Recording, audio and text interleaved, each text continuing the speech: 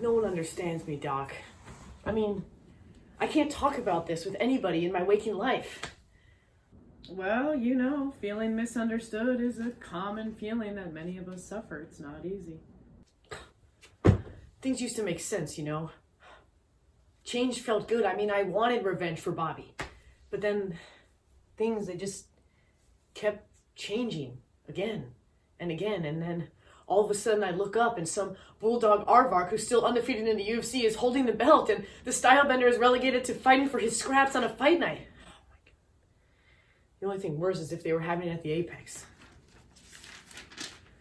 I mean, I never thought Izzy was invincible, but I just miss the days when it was him and Bobby at the top, Baddest middleweights of all time.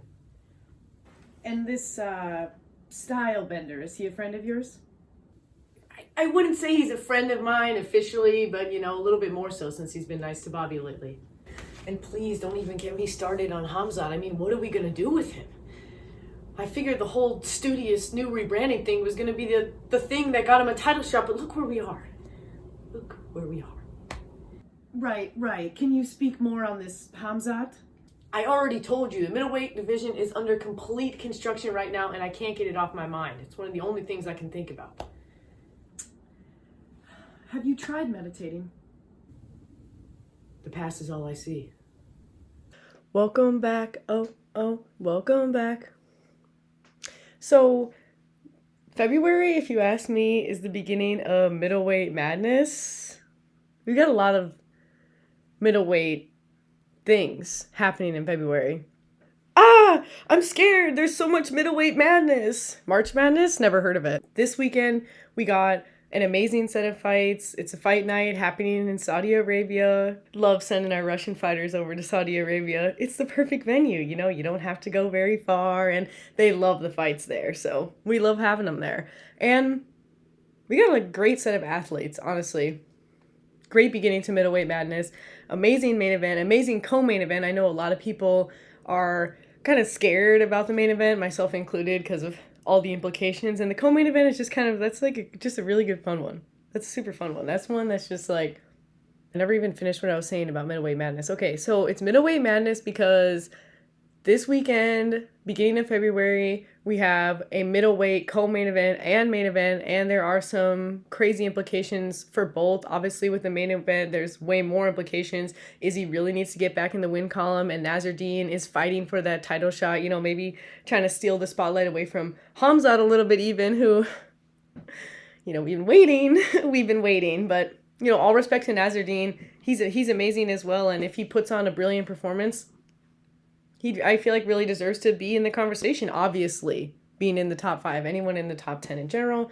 But in our co-main event as well, we have ranks, it's complicated, Michael Page is trying to make his way in middleweight. Shara Bullet is in the top 15 right now, and I think this fight is trying to get a crack at the top 10. The winner was really looking to get it. I have this in bullet points. What am I doing? Nasruddin. See, it's flat. Okay. You want to do something scary? Do both. So there's this way, and then there's this way.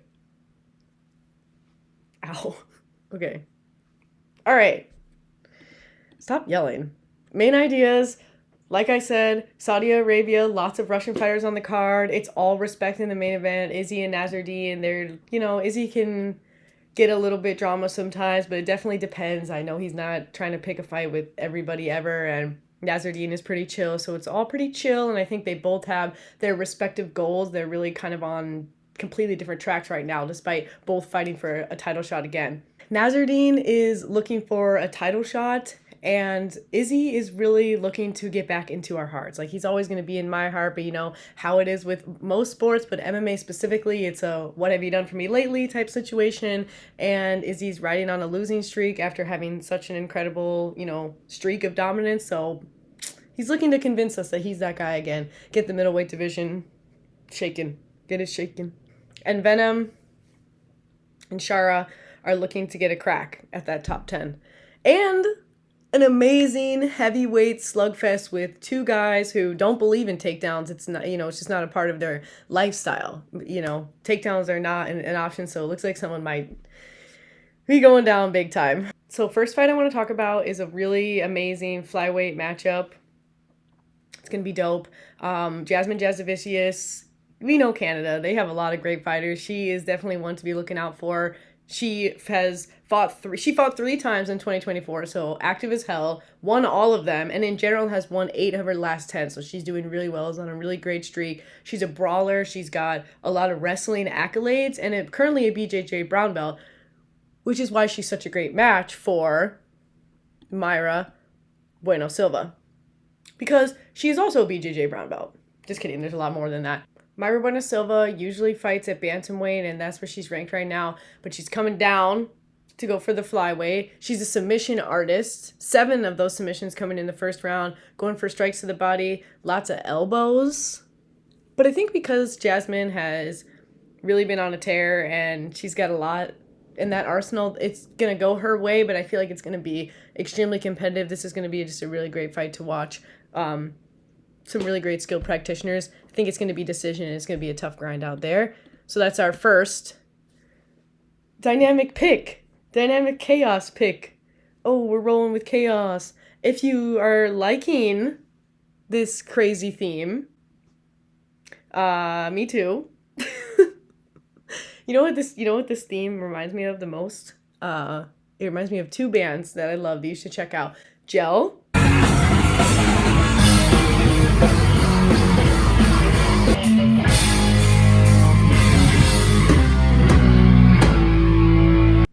And One Step Closer. Thank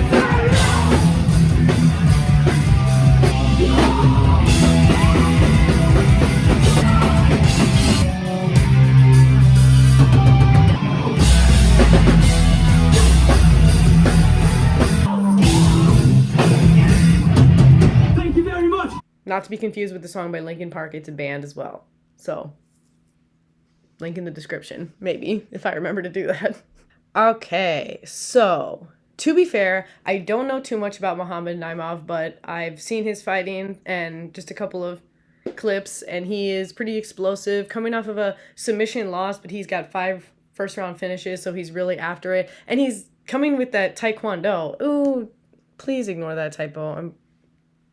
I can't spell, and it doesn't spell check me, okay? But he's from Tajikistan. Really cool, and he's just really exciting. So this is coming up on this is our first main card fight. So don't know what they're going to do with trying to replace one of the fights that got scratched. But anyway, this is our first main card fight. Yeah, Taekwondo champion. That's pretty dope. I love to see Taekwondo people. Featherweight division's very exciting, and these are, we got 2 featherweights making their way. This is 5th UFC fight, so he's really working his way into proving himself, and he's won 4 out of those 5, but coming off of the submission loss. And his opponent, Ofli, okay, Australian, tough, as you can see from his picture. This is his 2nd UFC appearance, giving him another shot at it. He lost in the first one. Oh no, TKO loss. But in general, he's evenly split on his own submission and TKO wins, so he has just as much submissions as he's got TKOs, and he gets 6. So that's definitely Breeze-style fighter. I want him to win just because don't want to see somebody lose twice in the UFC, like from their debut to the next, but I don't know. It's just not looking, yeah. But you never know. So here's our second dynamic pick. We're going with Muhammad. But I hope it's a really great fight. And I just want everybody to win. Nope, that's not how it works. Canceled bout. So, moving on to another Nurmagomedov. Saeed, Dagestan, obviously. He learned MMA like many to fight bullies, especially many in that region. Apparently, they've got a bully problem. Oops. Apparently, there's a lot of bullies in Dagestan. Please. Okay. The thing, though, is that he has kind of a low takedown accuracy. Hold on. Let's verify. So, oh, you see that? You see how this little squiggly when you click, oh, isn't that fun? Okay, anyway. Let's check it out. Yeah, that's... So lots of takedowns attempted and very few landed, which to me can be a major expenditure of energy, especially if you're going against somebody who has a great takedown defense. But, you know, he is 5-1 in the UFC, and most importantly, 12 of his last 14 are wins. So definitely an extremely strong competitor and seems like a cool guy. But he's going against Vinicius Oliveira, Lock Dog. Can somebody tell me what that means?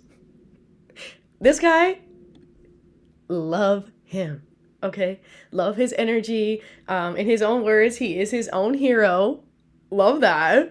And crucially, good takedown accuracy. 60% and takedown defense, more critically in this scenario. So 69% takedown accuracy, I would say, yeah, that's a lot of takedowns to shoo away. And that could really tire out Nurmagomedov, honestly.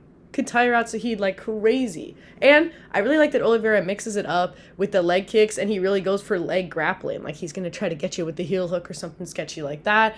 Yeah, and a crazy record as well. 21-3, doing amazing. 14 first-round finishes, and he's 2-0 in the UFC right now. I'd say 5 fights versus 2 fights in the UFC. Pretty comparable experience. So it's going to be really great. I think this is a really exciting matchup. Really exciting matchup. Scrappy. This is a scrap fest. So, scrap-a-doodle-doo. Oh my god.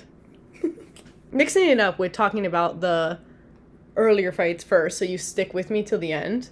I'm hoping. So because I feel like he has really solid takedown defense, mixing it up in his own right, has a solid record as well, but I really feel like the ability to control the space is going to go in Oliveira's favor, so he is my dynamic pick, and I love that he's his own hero.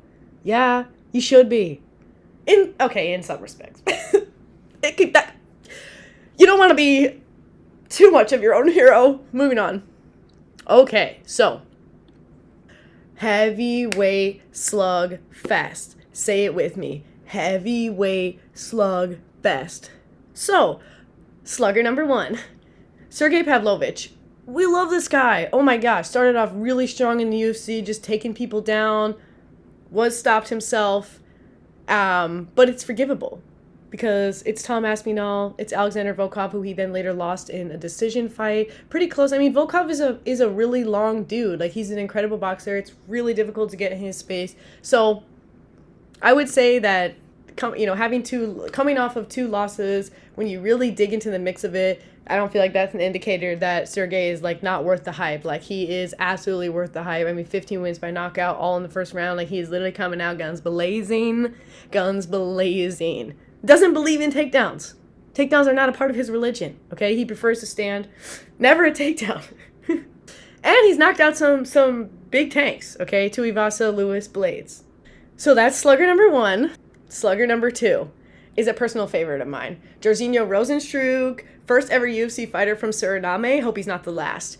He was a welder in his life before, going fighting full time. So that's a fun skill. And really importantly, he's come to American Top Team. American Top Team is very, very legit. Obviously, great place to train, really leveling up your game, and I feel like he's been doing just that. Because he's had mixed success in the UFC, but 13 wins by knockout in general, 9 first-round finishes, and just like our boy, Sergey, he does not believe in takedowns. He does not believe in them. But he's got good takedown defense. He's got wins over Arlovsky, Chris Daukaus, and Tuivasa, who did end up beating Sergey. This is kind of tough, because both of these guys really have a lot of power, behind their hands.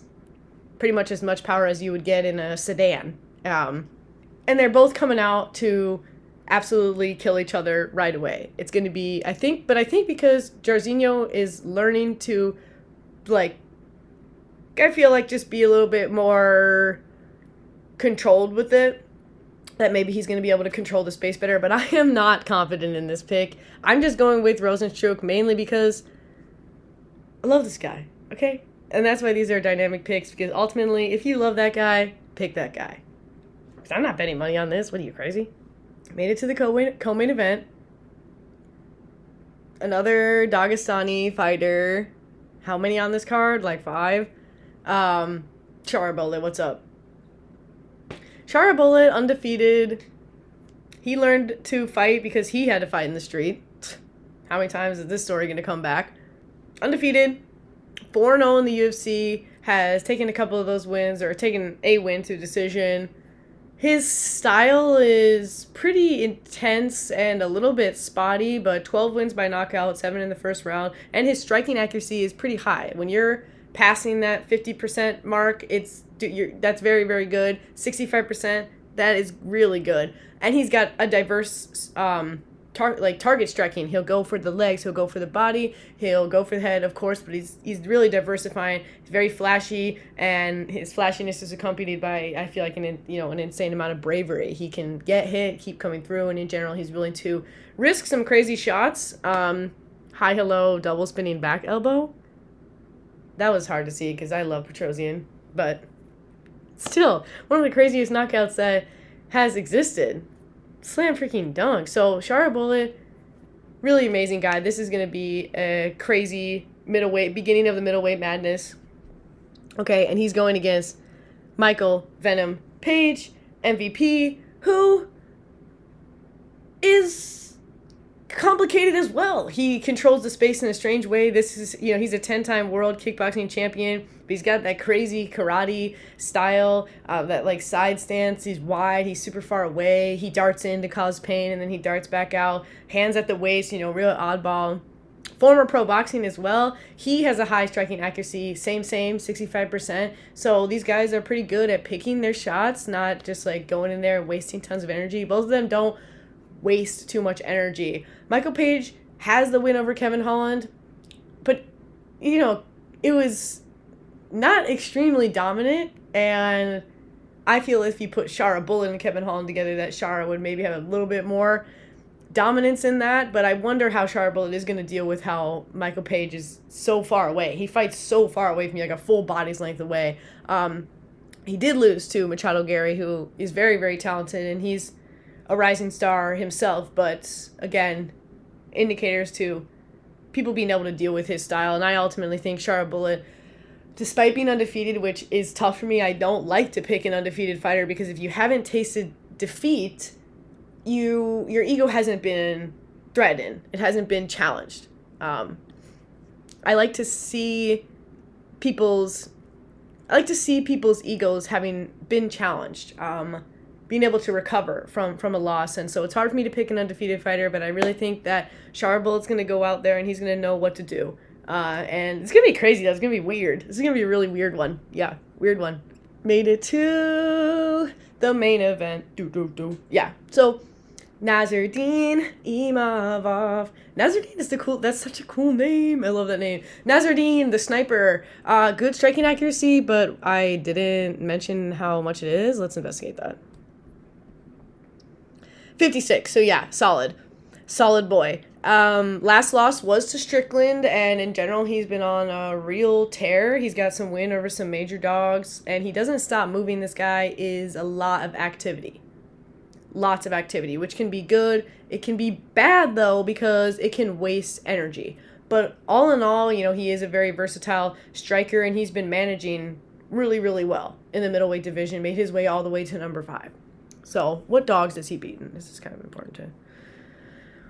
Let's just go quickie. Oop. Okay, so win over Brendan Allen, win over Jared Cannonier, Dolidze. Yeah, this, really important to consider all that. Sean Strickland was the one who got in the way, but winning over Joaquin Buckley as well. Edmund Shabazian, yeah. And we got a loss to Phil Hawes. Okay. So, lost to Strickland, lost to Hawes, beat some real dogs.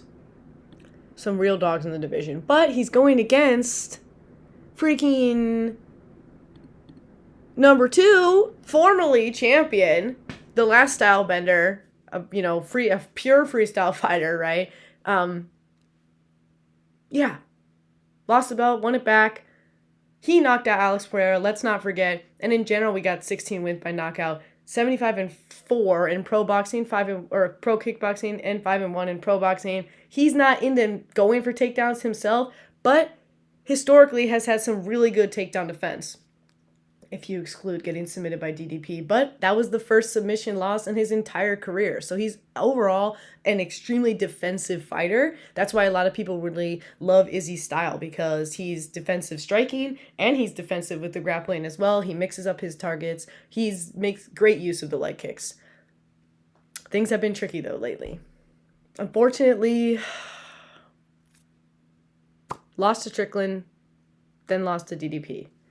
And apparently that's all you need to do to be cursed to the fight night.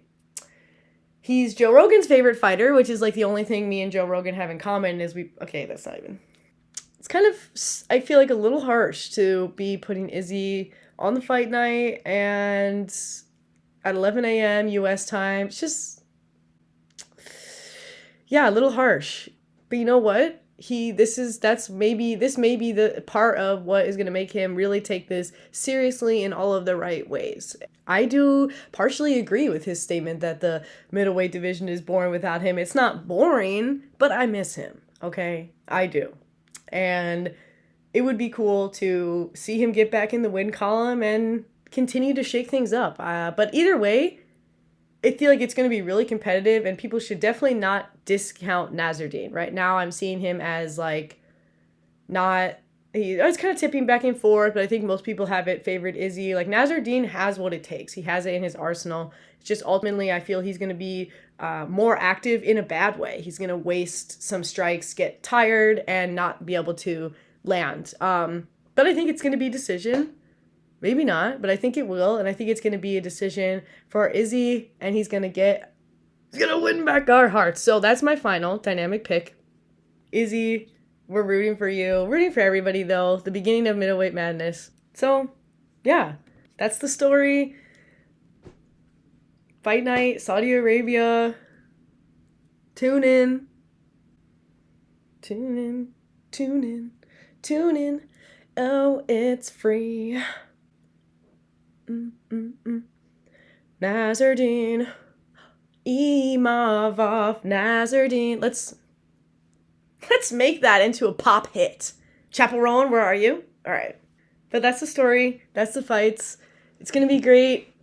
Just the beginning of middleweight madness here for February middleweight madness, and yeah, let's rock it. We got a co-main event and a main event that have major middleweight implications. I love that. Major middleweight implications. So let's see how it all goes down. Toodaloo.